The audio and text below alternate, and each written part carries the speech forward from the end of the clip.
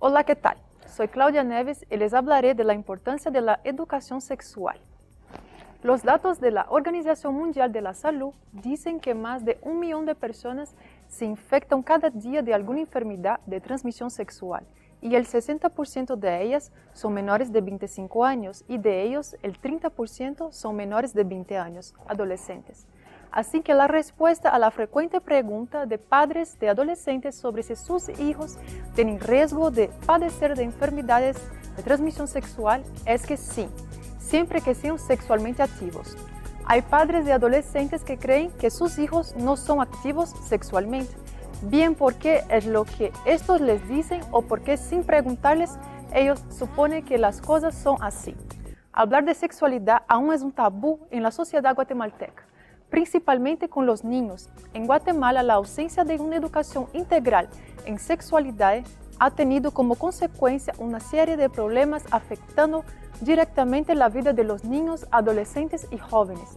Varios estudios reflejan que los índices de embarazos no deseados, infecciones de transmisión sexual, mortalidad materna y violencia sexual van aumentando. Esta realidad a la que nos enfrentamos exige la implementación de una educación integral en sexualidad que contribuya a la prevención de todos estos problemas y que promueva el desarrollo integral para una vida plena de los guatemaltecos.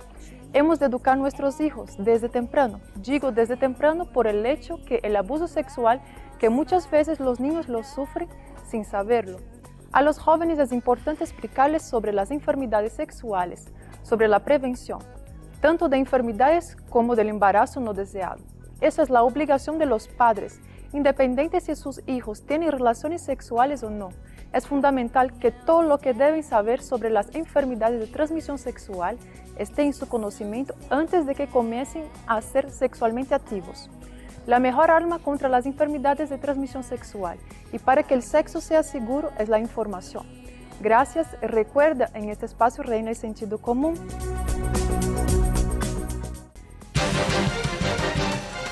La información más relevante desde Agencia Tonantel Próceres.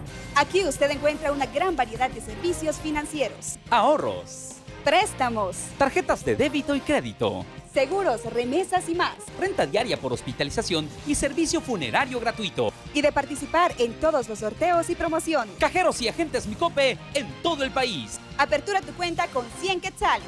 Visita Tonantel Próceres. Unidos para dar vida a tus sueños.